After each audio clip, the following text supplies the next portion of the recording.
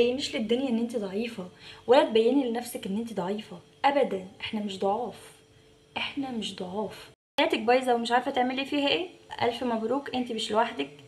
انا و99% من البشر حياتنا احنا كمان بايظه كده كده. الفرق بقى هنا ان في ناس بتكمل في البايظ، وفي ناس بتقف وتقول لا، انا لازم اغير حياتي، لازم اخد خطوة حتى لو بسيطة تغير لي حياتي. بصي ما تقلقيش، مش جايين نتكلم في محاضرة تحفيزية مملة والكلام ده كله، احنا جايين نفرفش ونضحك مع بعض. خلاص يلا بينا.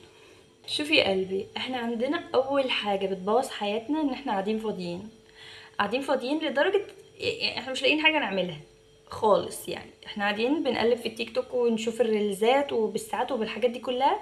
انا عارفة ان احنا في اجازة، والله عارفة ان احنا في اجازة، بس مينفعش نضيع اجازتنا في حاجات فاضية ملهاش اي 30 لازمة وفي الاخر بعدين نندم. فاحنا لازم نستغل الاجازة في وقت لصالحنا احنا.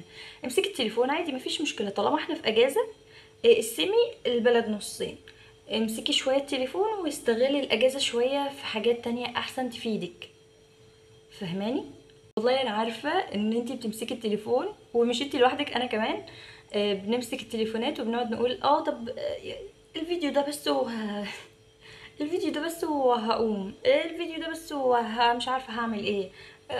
وهكذا، ونفضل قاعدين مثلا بالتلات اربع ساعات على الفيديو، او تلات اربع ساعات على تيك توك وكده، وما نقومش. انا عارفة، انا عارفة كل ده لان انا مجربة، يعني ما تقلقيش انا معاكي، انا زيك. بس عايزة اقولك سر بسيط، تمام؟ ان الوقت اللي احنا بنضيعه ده مع الاسف بيضيع حلمنا، والله العظيم بيضيع حلمنا. اصل انتي بتضيعي وقتك، عارفه الوقت ده احنا هنتسال فيه، اكيد انتي عارفه ان احنا هنتسال في الوقت اللي احنا ضيعناه. فايه رايك ما نضيع؟ والله العظيم لما تعملي حاجه مفيده في وقتك ما اسمهاش تضييع وقت خالص، اسمها الافاده من وقتك. انما انتي قاعده، يعني او انا وانتي عادي قاعدين على التليفون ما بنعملش حاجه.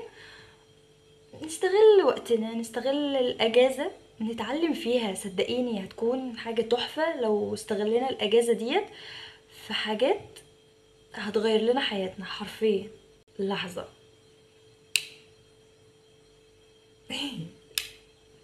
كمل بالنور ولا لأ؟ حاسة ان النور حاسة ان النور حلو. لا بس خلاص نكمل. ما قلتلك كل دقيقة بنضيعها بتبعدنا عن حلمنا، دقيقة الثانية اللي بنضيعها حرفيا بتبعدنا عن حلمنا. عارفة زي ايه؟ زي واحد بيسابق بيجري في ماراثون، تمام؟ فجري بقى وتعب ومش عارفه ايه، فخلاص هيخطي للنهايه اهو، فقام واقف قال لا انا تعبت، استنى انا هشرب عصير قصب. يشرب عصير قصب، يقوم واصل للاخير. مفيش راحة، مفيش راحة. الهدف، الحلم اللي احنا عايزينه مش عايز راحة خالص. المصيبة الأكبر في حياتنا وهي الكسل، ده معروف. صديقنا الصدوق بكرة، اللي هو كلمة بكرة هي صاحبتنا، هي حياتنا كلها. بكرة عايزة أذاكر، بكرة عايزة أعمل دايت، بكرة عايزة أبدأ أتعلم لغة جديدة، بكرة أنا عايزة أحقق حلمي، ما هو ده كمان بكرة. يعني بكره ده مش هيجي زي ما انتي متخيله، مش هيجي اللي هو بيستقبلك وبيقولك تعالي يلا عشان نحقق الحلم. مستحيل.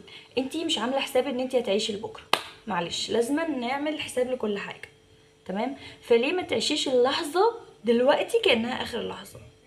مش بحبطك بس صدقيني، انتي عارفه لو عشتيها كده هتحققي حاجات في حياتك انتي ما كنتيش متوقعاها حرفيا. يعني لو انا هحقق حلمي ده النهارده، افرض انا، بس برضو يعني خلي عندك تفاؤل، بس زي ما انا بقولك عيشي النهارده وما تستنيش بكره. فاهماني؟ الموضوع مش محتاج خطة خرافية عشان يمشي، انتي محتاجة حركات وخطوات بسيطة جدا ممكن تقربك لحلمك. زي مثلا تكتبي حلمك في ورقة وتعلقيها قدامك، اقسم بالله مفيش احلى من انك تكتبي حلمك بخط عريض في ورقة كده وتقومي لازقاها قدامك في حيطة بقى على السرير، تلزقيها قدامك. خطة سحرية بجد والله عشان تحققي حلمك. بص حبيبتي، السر مش في الخطوات الكبيرة، او البدايه مش بتبقى بالخطوات الكبيره خالص. انت ممكن تبداي بقد كده، ممكن تبداي بخطوه صغيره خالص تقربك لحلمك. يعني الخطوه الصغيره اللي هي قد كده والله العظيم بتعمل فرق كبير قوي في حلمك وهتوصلك لحلمك. طول ما انت كل يوم بتعملي خطوه حتى ولو صغيره هتقربك لحلمك.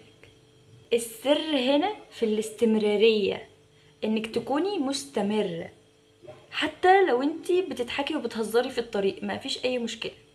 مفيش اي مشكله، اي حاجه تيجي تتعبك كده ولا تدوس عليكي اضحكي وهزري لغايه ما توصلي لحلمك. المهم تتحركي، المهم تتحركي، حتى قلتلك اهو حتى لو بخطوه صغيره، وتستمري تستمري على الحركات دي، على الخطوات دي عشان توصلي.